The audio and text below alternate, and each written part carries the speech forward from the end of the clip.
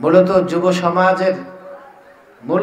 যুব সমাজকে বিশুদ্ধ করবার জন্য, যুব সমাজের আত্মশুদ্ধির জন্য, যুব সমাজকে সঠিক পথে ফিরিয়ে আনার জন্য,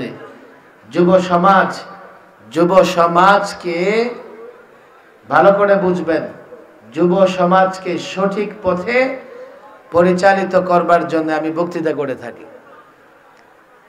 আর খুশির বিষয় হচ্ছে আজকের মাহফিলে প্রায় 95% যুবক। কথা ঠিক না বেঠিক? আমি সামনে যাদেরকে দেখতে পাচ্ছি, ডানে বায়ে সামনে, প্রায় যুবক। বলবেন হুজুর যুবকদের নিয়ে কথা বলেন, ছাত্র আর মুরব্বীরা করবে কি? সবাইকে নিয়ে কথা বললেও যুবকদের আমার খুব বেশি প্রয়োজন। ছাত্ররা আমাকে মহব্বত করে আর আমি যুবকদেরকে মহব্বত করি। কথা ঠিক না বেঠিক? ছাত্ররা যেহেতু আমাকে মহব্বত করে, আমিও তাদের মহব্বত করি। তবে লাইনটা এইভাবে, ছাত্ররা আমাকে মহব্বত করে, আমি যুবকদের মহব্বত করি। আর আমি চাই যুবকরা যেন ছাত্রদেরকে মহব্বত করে। এইভাবে আলেম ওলামা, মাদ্রাসার ছাত্র, ইমাম, খতিব, তাদের ভেতরে একটা মেলবন্ধন তৈরি হওয়া দরকার, সম্পর্ক হওয়া দরকার। অন্তত ইসলামের বেলায় এমন একটা সম্পর্ক হওয়া চাই, যখন ইসলামের কোনো বিষয় আসবে আমরা দলীয় পরিচয় ভুলে কাঁধে কাঁধ মিলিয়ে ইসলামের সেই কাজটা করব ইনশাআল্লাহ।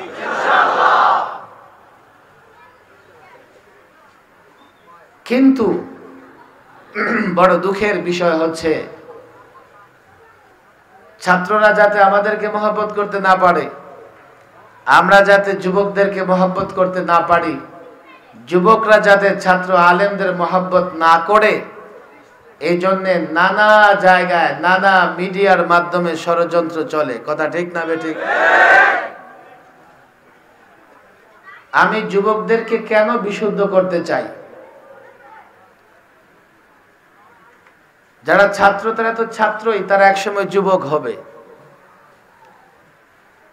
যদি এই প্রজন্মের যুবকরা বিশুদ্ধ হয়ে যায়, আজকে যারা ছাত্র, পরবর্তী প্রজন্ম তারাও বিশুদ্ধ হয়ে যাবে। কথা ঠিক না বেঠিক?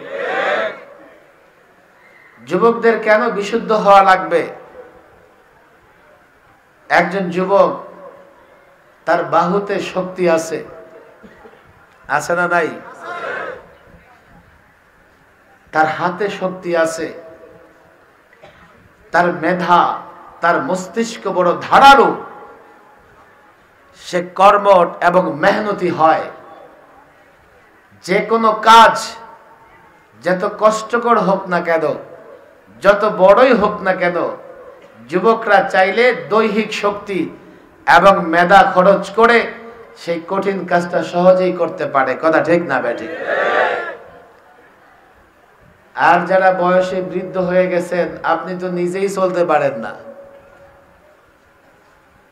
তবে এর মানে আপনারা এই সমাজ থেকে উচ্ছিষ্ট হয়ে গেছেন এমন নয়। আপনাদের অভিজ্ঞতা এই যুবকদের জন্য কাজে লাগবে। আপনাদের এক্সপেরিয়েন্স, অভিজ্ঞতা, আপনাদের দোয়া এই যুবকদের প্রয়োজন হবে। আপনাদের আশীর্বাদ এই যুবকদের প্রয়োজন হবে। যুবকরা যদি মুরব্বীদের দোয়া না নেয়, যুবকরা যদি মুরব্বীদের কাছে পরামর্শ না নেয়, মুরব্বীদের অভিজ্ঞতাকে কাজে না লাগায়, তাহলে যুবকরা তাদের কাজে সহজে সফল হতে পারবে না। এ যুবক, আমি যখন তোমার হেদায়েতের কথা বলি, মনে রাখবে তোমার হেদায়েত এবং তোমার সঠিক পথে থাকা, জাতির সঠিক পথে থাকার কারণ হবে তোমার সঠিক পথে থাকা। যে সমাজের যুবকরা বিনষ্ট হয়ে যায়, যে সমাজের যুবকরা বিপদগামী হয়, যে সমাজের যুবকরা মাদকাসক্ত হয়, যেই সমাজের যুবকরা অশ্লীলতা, বেহায়াপনার দিকে ধাবিত হয়, এই সমাজ পচে যায়, এই সমাজে ঘুণে ধরে যায়, এই সমাজ মেরামত করবার আর কোনো রাস্তা থাকে না। আজকে জাতি হিসেবে আমরা বড় দুর্বল, জাতি হিসেবে আমরা বড় লজ্জিত। কেননা আমাদের যুব সমাজের বড় একটা অংশ মাদকতায় লিপ্ত হয়ে গেছে। কথা ঠিক না বেঠিক? আপনারা আমার উপর নারাজ হবেন, বলবেন হুজুর আমাদেরকে অপদস্থ অপমান করতেছেন। আপনারা বলেন দেখি, প্রত্যেক বাড়িতে বাড়িতে এক একটা নেশাখোর ইয়াবাখোর পাওয়া যাবে না যাবে না? আমার সামনে অনেক এই যে 14, 15, 16 বছরের ছেলেরা বসা। কাশিমপুর হাই সিকিউরিটি 4 নাম্বার জেলখানা যেটাকে বলে, সেখানে জেলখানার ময়লা আবর্জনা নর্দমা যারা সাফ করে এগুলা সব 15-16 বছরের বাচ্চা কাচ্চা। আরে তোরা জেলখানায় কেন? হুজুর আমাদের বিরুদ্ধে মাদক মামলা। তা আমি জেলের সিনিয়র বন্দীদের জিজ্ঞেস করলাম, আপনারা ওদেরকে দিয়ে কেন কাজ করাইতেছেন? হুজুর এই যে নালা নর্দমা ময়লা আবর্জনা তো বড়রা সাফ করতে চায় না, আর এই 15, 14, 16 বছরের ছেলেদেরকে এক প্যাকেট সিগারেট আর বিড়ি দেওয়ার কথা কইলেই সারাদিন ময়লা সাফ করতে থাকে।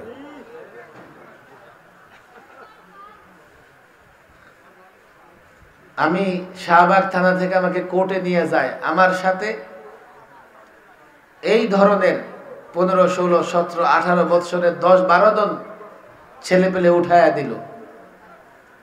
তোদের মামলা কি রে বাবা? মাদক মামলা।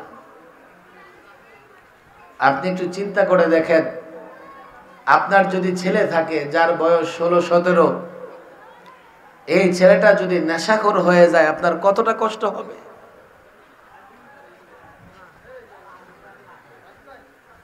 মাদক এত ভয়াবহ রূপ ধারণ করেছে, স্কুল পড়ুয়া ছেলেটাও মাদকাসক্ত হয়ে গেছে। বেশ কয়েক বছর আগে এক পুলিশ অফিসার তার মেয়ে ঐশীর হাতে খুন হয়েছিল, জানেন তো আপনারা? ঘটনাক্রমে তখন একবার আমি সরকারের মেহমান হয়েছিলাম। আপনাদের কষ্ট হয়ে যাচ্ছে? আমি তখন ডিবি রিমান্ডে, একজনকে ধরে নিয়ে আসছে গাঞ্জুটি টেপের, আসলে গাঞ্জা ইয়াবা নেশা খায়। তাকে ধরে নিয়ে এসে ইচ্ছা মতো মারলো অফিসাররা। আমি জিজ্ঞেস করলাম ব্যাপার কি, এটা কে? হুজুর এটা ঐশীর বন্ধু, ঐশীকে নষ্ট করেছে সে। ঐশীর কাছে ইয়াবা মাদক সাপ্লাই করতো সে। এই মাদকাসক্ত ঐশী তার বন্ধুরা মিলে পুলিশ অফিসারকে হত্যা করেছে। আমি বললাম হ্যাঁ, তাহলে বোঝা গেল মূলে সমস্যাটা হচ্ছে মাদক, ইয়াবা, গাঞ্জা, নেশা। কথা ঠিক না বেঠিক? যে ঘরের একটা যুবক বা একটা ছেলে মাদকাসক্ত হয়ে যায়, সেই ঘরে মা বাবার কোনো ধরনের শান্তি থাকে না। প্রথমে নেশা ইয়াবা কেনার জন্যে নিজের ঘরের হান্ডি পাতিল পর্যন্ত চুরি করে নিয়ে বিক্রি করে। যখন নিজের ঘরের জিনিসপত্র বিক্রি শেষ হয়ে যায়, তো আশেপাশে প্রতিবেশীদের রান্নাঘর থেকে হান্ডি পাতিল, এমনকি বাথরুমের বদনা পর্যন্ত চুরি করে বিক্রি করে।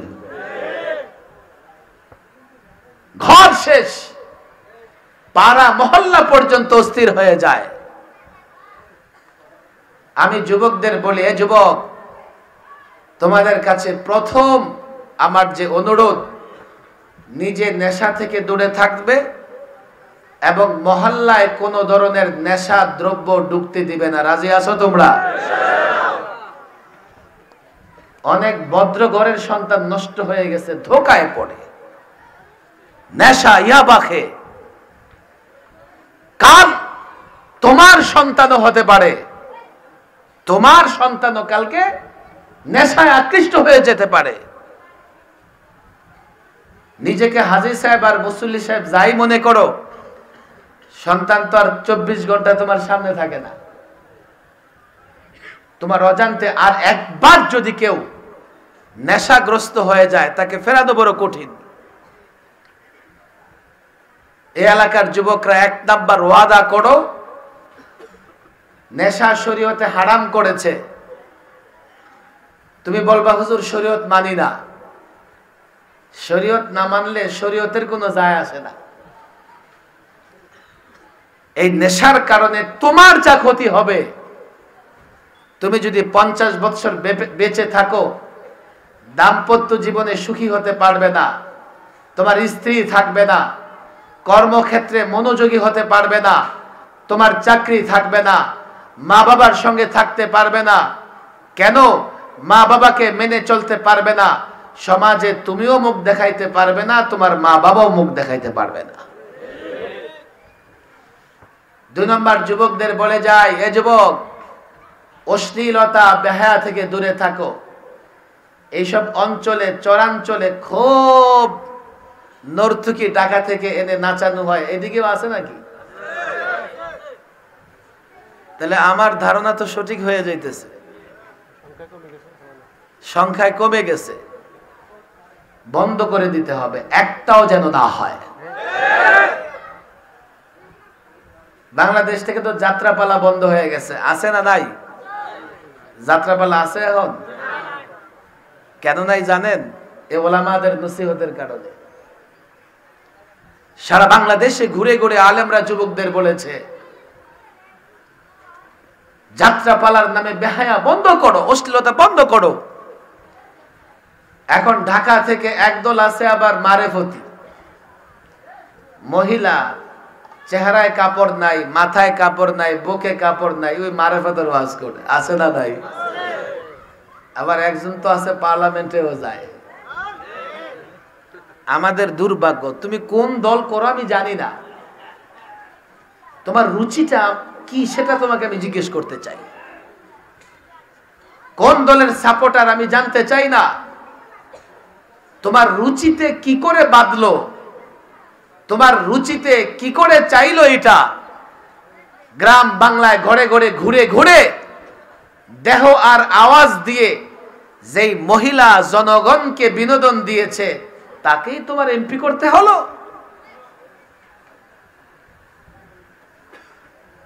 তোমার রুচির প্রশংসা আমি না করে পারছি না, আমাকে রুচির প্রশংসা করতেই হচ্ছে। যে দলই হোক, সেই দলে মেধাবী, সম্ভ্রান্ত, উত্তম চরিত্রের মানুষের অভাব পড়েছে। কেন? একজন নর্তকী, ভান্ডারী, তাদেরকে নিয়ে পার্লামেন্টে বসাতে হবে।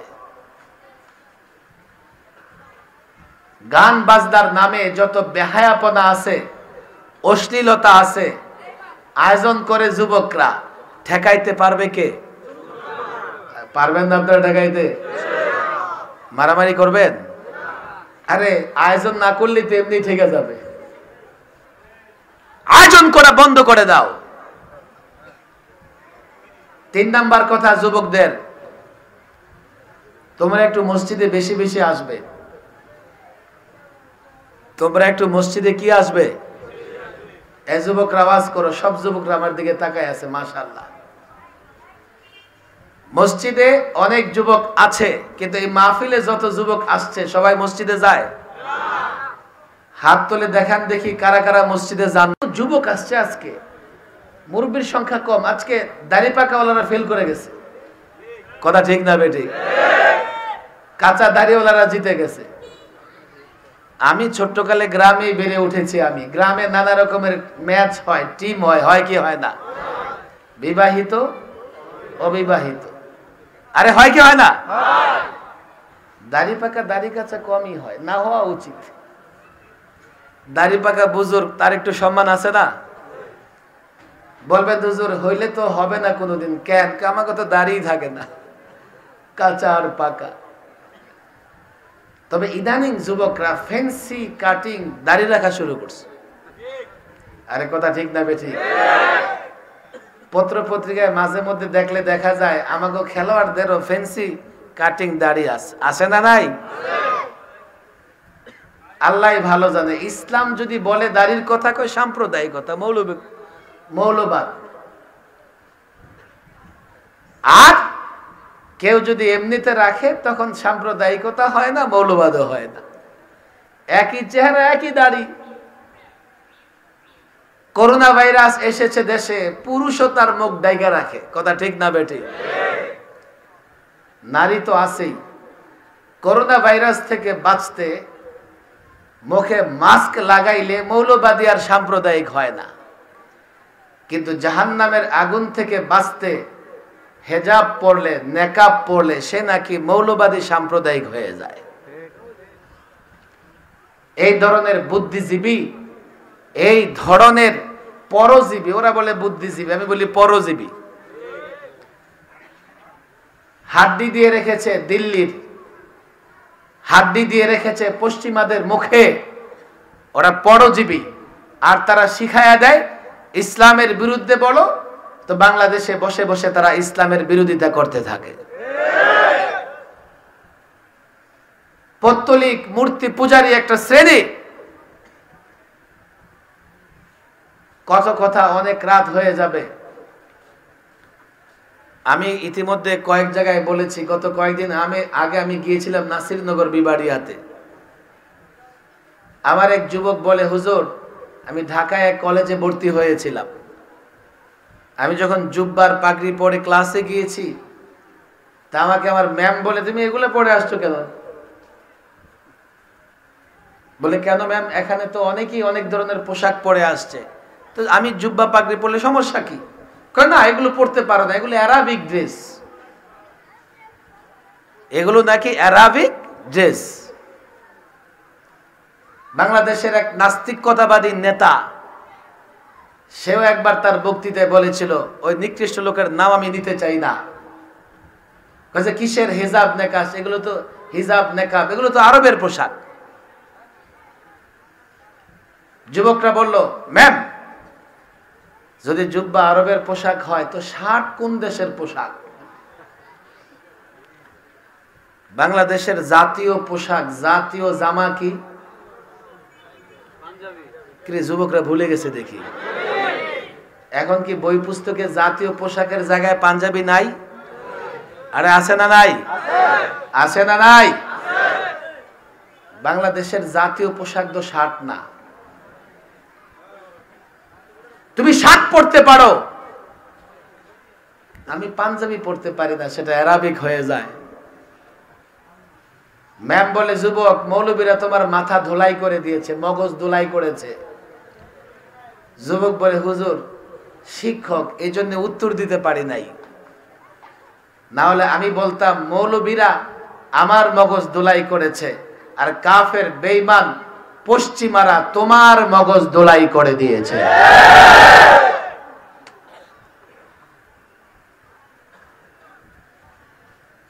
করোনা ভাইরাস থেকে বাঁচতে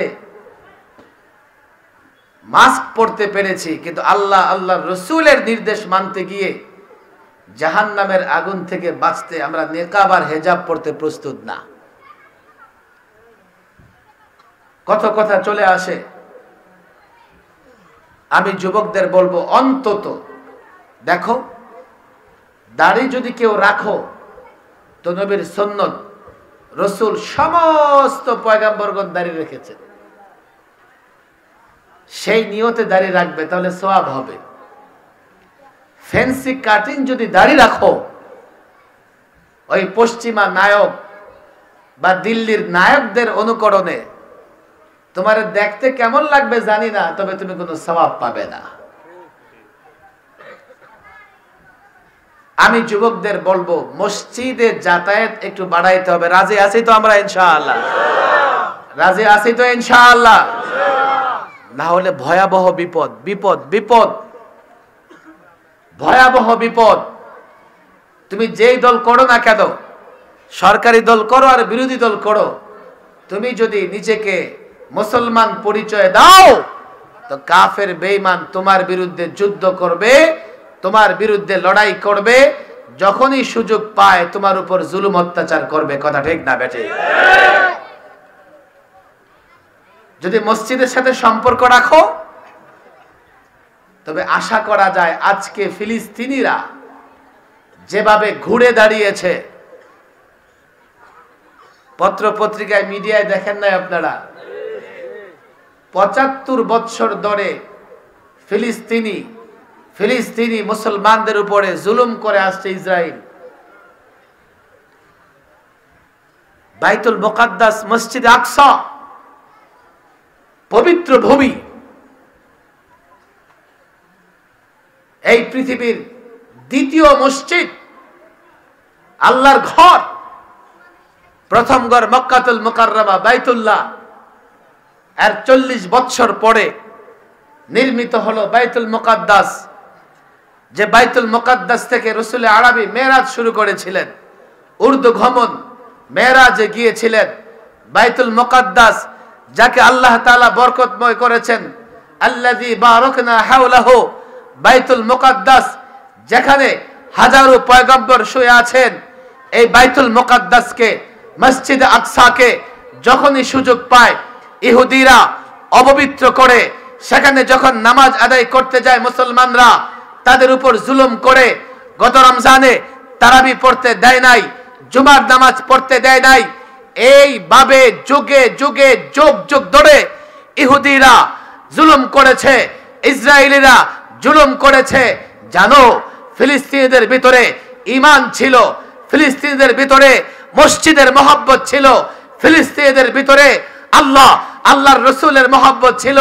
তাই তো গত পরশুদিন 20 মিনিটে তারা ইসরায়েলের ভেতরে আঘাত করে গোটা ইসরায়েলে কম্পন সৃষ্টি করে দিয়েছে। তুমি যদি মুসলমান হও, যুবক হও, তুমি একবার বিজয়ী হবে। তোমার সম্পর্ক যদি মসজিদের সঙ্গে না থাকে, তুমি যদি অশ্লীলতা বেহায়াপনায় নিমগ্ন হয়ে যাও, তুমি যদি মাদক আসক্ত হয়ে যাও, একটা সময় আসবে যুবক নিজের ইজ্জতও বাঁচাতে পারবে না, নিজের মা বোনের ইজ্জতও বাঁচাতে পারবে না। পারবে না। তুমি এতটাই কাপুরুষ হবে যে তোমার সামনে দুশমন, কাফের, বেঈমান তোমার মা বোনের ইজ্জত লুণ্ঠন করবে, তোমার প্রতিবাদ করার সাহস থাকবে না। ওলামা একরাম এখানে আছেন, তাতারীদের ইতিহাস আপনারা শুনেছেন। তাতারীদের আমলে এক জায়গায় 70-80 জন মুসলমান। একজন তাতারী বলতেছে, তোমরা কি মুসলমান? হ্যাঁ আমরা মুসলমান। তোমাদের হত্যা করব। একজন তাতারী। আচ্ছা, হত্যা যে করব তরবারি তো আনি নাই, তোমরা এখানে দাঁড়াও, আমি বাড়ি থেকে তরবারি নিয়ে আসি, তোমাদের হত্যা করব। মুসলমানরা ভয়ে, 70-80 জন মুসলমান সেখানে দাঁড়িয়ে আছে। তাতারী বাড়ি থেকে তরবারি এনে এক একজন করে মুসলমানদের হত্যা করেছে।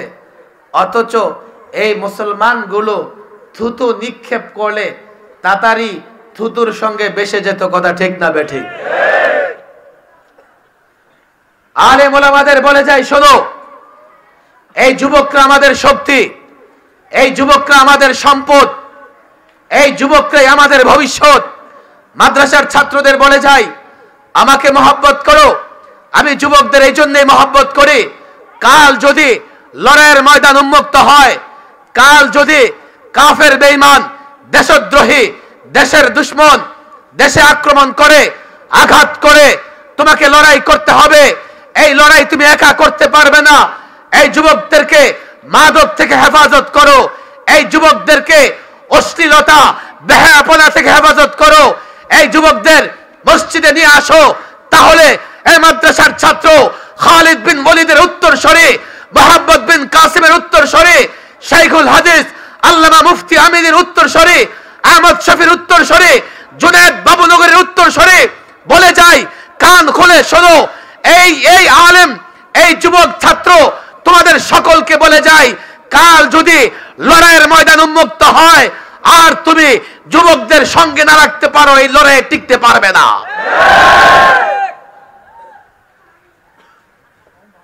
যুবকরা মনে করে আমি যখন ইসলামের কথা বলি, ইসলাম মনে হয় আমার বাবার। হুজুর আপনি ইসলামের কথা বলেন, আর আমরা দোকানদারি ব্যবসা বাণিজ্য করি। আমার যতটুকু ইসলাম তোমারও ততটুকু ইসলাম। আমি মারা যাব, তুমিও মরবা। আজকে আফসোস লাগে আমরা যখন ইসলামের কথা বলি, আলেম ওলামারা যখন ইসলামের জন্য ময়দানে নামে, যুবকরা আমাদের সঙ্গে যায় না। মনে করে ইসলাম রক্ষার দায়িত্ব আলেমদের। আমাদের ব্যর্থতা হচ্ছে আমরা যুবকদের আমানত যুবকদের কাছে বুঝিয়ে দিতে পারি নাই। যুবকদের আমানত যুবকদের কাছে বুঝিয়ে দিতে পারি নাই। আমরা যুবকদেরকে বুঝাতে ব্যর্থ হয়েছি, আর যুবকরা শয়তানের ধোকায় পড়ে মাদকতা, অশ্লীলতা এবং মসজিদ থেকে দূরে সরে গিয়েছে। আর এই তিন জিনিসে যেই সম্প্রদায় লিপ্ত হয়ে যাবে, সেই সম্প্রদায় কোনোদিন লড়াইয়ের ময়দানে যেতে পারবে না। আমি এলাকার যুবকদের হাতে পায়ে ধরে বলি, শোনো, আলেম, মাদ্রাসার ছাত্র, মসজিদ, এগুলোর সঙ্গে সম্পর্ক জোড়ায় রাখবা। কারণ ইবলিস সবসময় চায় আলেম থেকে তোমাদেরকে দূরে রাখতে। কথা ঠিক না বেঠিক? বহুদিন আগে তাফসিরের কিতাবে একটা ঘটনা পড়েছিলাম, বলবো আপনাদেরকে না দোয়া করে দেব? কষ্ট হচ্ছে আপনাদের?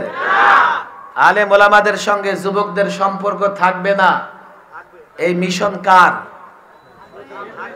মিস্টার ইবলিসের। কার? আরো জোরে বলেন, কার?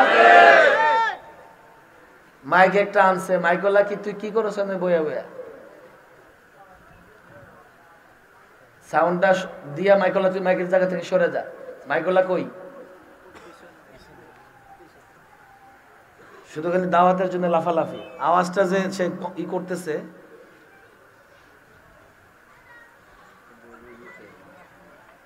সাউন্ডটা একটা ঠিক করে ওরে বলেন সেখান থেকে চলে যেতে।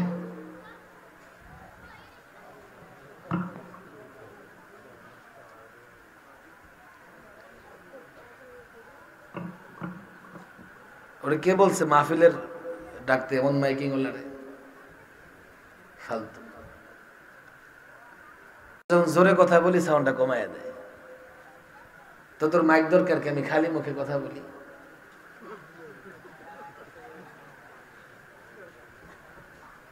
সাউন্ডটা স্থির করে মাইকলের আনতে বের করে দেন।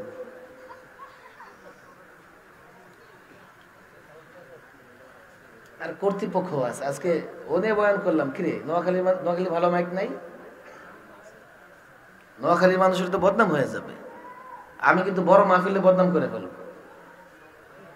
পরে ইউটিউবে ফেসবুকে চলতে থাকবে যে নোয়াখালীতে ভালো মাইক নেই। তো মানুষ কি বলবে জানেন? জাপানেও আজকাল ভালো মাইক নেই। বলবে কি বলবে না? আল্লাহ মাফ করুন। নোয়াখালীর লোকদের অনেক বৈশিষ্ট্য আছে। বর্তমানে ওদের এক নম্বর বৈশিষ্ট্য হলো ওরা বড় ব্যবসা বুঝে। আরে কথা ঠিক না বেঠে? আপনি কেমনে জানেন? আরে আমার বাসা তো লালবাগে। এ লালবাগ, কেল্লার মোড়, চক বাজার, ইসলামবাগে আমার মনে হয় এখনো 2-4-5 জন পাওয়া যাবে। অনেক ব্যবসায়ী আছে যাদের বাড়ি নোয়াখালী। বাংলাদেশের শীর্ষ ব্যবসায়ীদের কয়েকজনের বাড়ি নোয়াখালী। কথা ঠিক না বেটি? নোয়াখালীদের আরেকটা গুণ আছে, বলবো নাকি? বাংলাদেশে আজকাল যারা কোরআন শিক্ষা দেয়, ইসলামের প্রচার করে, আজকে যারা করে, ইতিহাস তালাশ করলে দেখা যাবে এর পিছনে নোয়াখালীর কোন লোকের অবদান আছে। আরেকটা গুণের কথা বলবো, নোয়াখালী আমার এক ধাপ পরে শ্বশুর বাড়ি। মানে নানা শ্বশুর বাড়ি, জানেন না আপনারা? এখন লক্ষ্মীপুর হয়ে গেছে, যখন তখন তো একসাথেই ছিল। কথা ঠিক না বেঠিক? এটা একটা নোয়াখালীর মানুষের গুণ। ভালো জামাই পছন্দ করা, ভালো জামাই পছন্দ করা মেয়ের বাবার গুণ না দোষ? দোষ। যে কোনো ছেলের কাছে বিয়ে দিলে, এই মিয়া তুমি খারাপ, কি একটা জামাইয়ের কাছে বিয়ে দিছো। আর ভালো জায়গায় যদি বিয়ে দেয়, লোকটা বড় বিচক্ষণ, দেখছো একেবারে চক বাজারের দোকান আছে এমন একটা ছেলে দেখে মেয়েটা বিয়ে দিয়ে দিছে। আরো কত গুণ আছে, সব আজকে বলবো না, আরেকদিন আবার। শয়তান চায় না এই যুবকরা আলেমদের সঙ্গে সম্পর্ক রাখুক। হঠাৎ ইবলিস দেখে যে ওই যুবক এই মাদ্রাসার এক আলেমের সঙ্গে সম্পর্ক রাখে। শয়তানকে সর্বনাশ, আরে তোরা কয়েকজন দ্রুত যা, তার চেলা চামুন্ডা আছে না, যা যা দ্রুত যা, এই সম্পর্ক নষ্ট করে দে। কেন? কই যুবকরা আমি মাদ্রাসায় পড়তে দেই নাই, এই যুবকরা আমি মসজিদে যাইতে দেই নাই। এখন যুবক আলেমকে জিজ্ঞেস করে করে করে করে নামাজ রোজা ইত্যাদি শিখে ফেলতেছে, কদিন পরে কোরআন পড়া শিখে ফেলবে, তাহলে তো আমার মিশন বাস্তবায়ন হবে না। যা তোরা। 4-5 চেলা চামুন্ডা গেছে, গিয়া দেখে হ্যাঁ সত্যি কথা, কিন্তু কোনোভাবেই সম্পর্ক নষ্ট করতে পারতেছে না। কারণ কি? কারণ হলো এই যুবক আলেমকে মহব্বত করে আল্লাহর জন্য। কার জন্য? আওয়াজ করে বলেন, কার জন্য?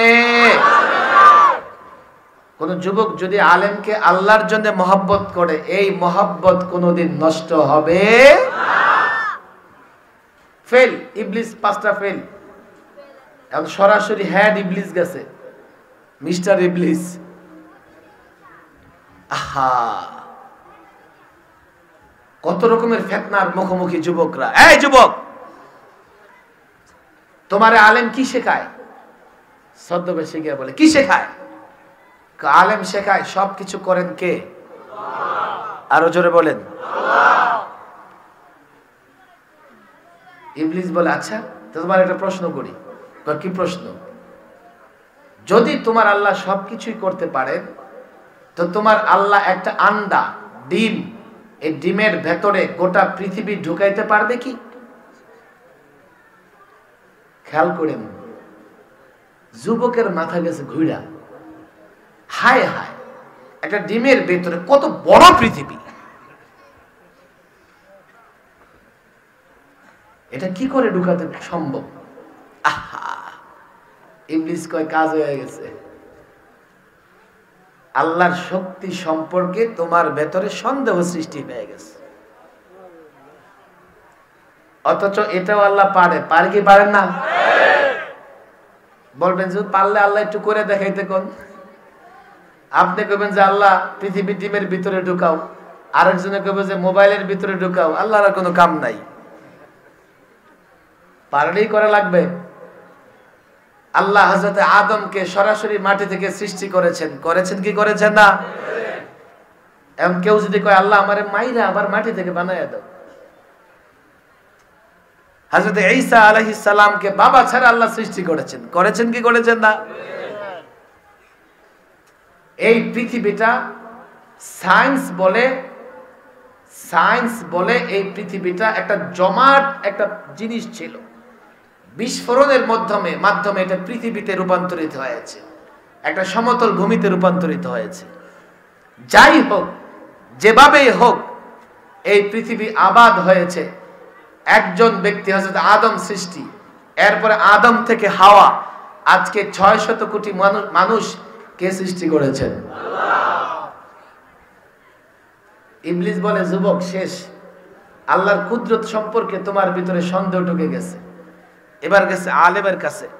আলেম কি বলে জানেন? এই আলেম, লোকদেরকে তো বলো সবকিছু আল্লাহ করতে পারে, আচ্ছা তোমার আল্লাহ একটা ডিমের ভেতরে গোটা পৃথিবী ঢুকাই দিতে পারবে কি? আলেম কি বলে জানেন? হ্যাঁ পারবে। সুবহানাল্লাহ বলেন। আপনারা ক্লান্ত হয়ে গেছেন? ইবলিস কয় হায় হায় হায় হায় হায়, আমি কি সাধে বলি? এই মৌলবীদের মাথায় তো কিছু নাই, এগুলো পশ্চাৎপদ। আমরা বলে জাতিকে পেছনের দিকে নিয়ে যাই, আর ওরা প্রগতিশীল, জাতিকে সামনের দিকে নিয়ে যায়। কিছু মানুষ আছে মৌলবী দেখলেই তার গা চুলকাইতে থাকে। এমন এক মানুষ ঢুকছে মাদ্রাসায়, ঢুকে দেখে মাদ্রাসায় একটা হাউস, হাউসের পারে বসে আছে একটা ছাত্র। দেখে তার ভাল লাগতেছে না। এই মৌলবী কি করো? হাউসের পারে বসে আছে, উজু করব। শুধু খাওয়ার ঘুমাও, কাপড়ের দাম বাড়াও। খাওয়ার বলো দেখি হাউসে কয় বালতি পানি আছে? আচ্ছা বলেন দেখি, কোন মসজিদওয়ালা মাদ্রাসাওয়ালা হাউসে কয় বালতি পানি আছে কোনদিন মাইপা দেখে? তার কথা হলো এমন এক প্রশ্ন করো মৌলবীর ঠেকাইয়া দিব। ছাত্রকে আচ্ছা কয় বালতি পানি আছে বলবো? কয় বলো। আগে আপনি বলেন আপনার বালতির সাইজ কি? বালতির সাইজ যদি হাউজের মতো হয় তাহলে এক বালতি আছে। কথা ঠিক না বেঠিক? বালতির সাইজ যদি হাউজের অর্ধেক হয় তাহলে কয় বালতি? হাউজের 4 ভাগের 1 ভাগ হলে কয় বালতি? 8 ভাগের 1 ভাগ হলে কয় বালতি? যান আপনি বালতি নিয়ে এসে মাই পালন। বালতি যত বড় বড় বালতি দিয়ে মাপলে পানি কম হবে। ইবলিস কয় মৌলবী বলে কি দেখো, ডিমের ভেতরে কোটা পৃথিবী। মৌলবী সাহেব ছোট্ট একটা আয়াত তেলাওয়াত করে ইবলিসকে শোনায় দিছে। ইবলিস তো চালাক, জানে সব, জানে শুনাই তো কর।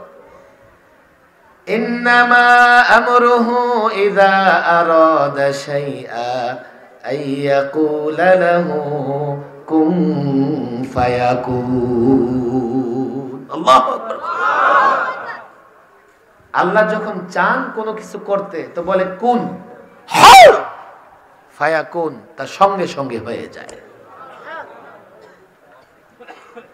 যুবক তোমাদের বলতেছিলাম 20 মিনিটে ইসরায়েলের মতো একটা পরাশক্তিকে ফিলিস্তিনের যুবকরা কাঁপিয়ে দিয়েছে। হ্যাঁ আমি জানি জবাবে ইসরায়েলও পাল্টা আঘাত করবে। 75 বৎসর ধরে ফিলিস্তিনিদের উপর নির্যাতন করছে, আজকেও করবে। কিন্তু লড়াই যদি শুরু না করো, এই লড়াই তো শেষ হবে না। লড়াই যদি শুরু না করো, কাফের বেঈমানদের বুকে কম্পন সৃষ্টি হবে না। আর ওই যুবক লড়াই করতে পারবে না যে মাদকাসক্ত, ওই যুবক লড়াই করতে পারবে না যে অশ্লীলতা বেহায়াপনায় নিমগ্ন, ওই যুবক লড়াই করতে পারবে না যার সম্পর্ক মসজিদের সঙ্গে নাই। যে যুবক মাদক থেকে মুক্ত, অশ্লীলতা বেহায়াপনা থেকে মুক্ত, যে যুবক মসজিদে যাবে, আল্লাহর কসম করে বলি এই যুবক আমার কথা মানো আর না মানো, কান খুলে শুনে রাখো, তোমার দলীয় পরিচয় যাই হোক না কেন, সরকারি দলের হও আর বিরোধী দলের হও, কাফের বেঈমান তা দেখে না, তারা দেখে তুমি মুসলমান। যদি ঈমানের বলে বলিয়ান না হও, যদি মসজিদের সঙ্গে সম্পর্ক, আলেমদের সঙ্গে সম্পর্ক কায়েম করতে না পারো, কালকে প্রতিবেশী পৌত্তলিক মূর্তি পূজক তোমার উপর আক্রমণ করবে, সাম্রাজ্যবাদী আমেরিকা তোমার উপর আক্রমণ করবে। আর যদি ঈমানি বলে বলিয়ান হও, আল্লাহর কসম করে বলি গোটা পৃথিবীর সাম্রাজ্যবাদী শক্তি মিলেও তোমার কোনো চুল ছিঁড়তে পারবে না।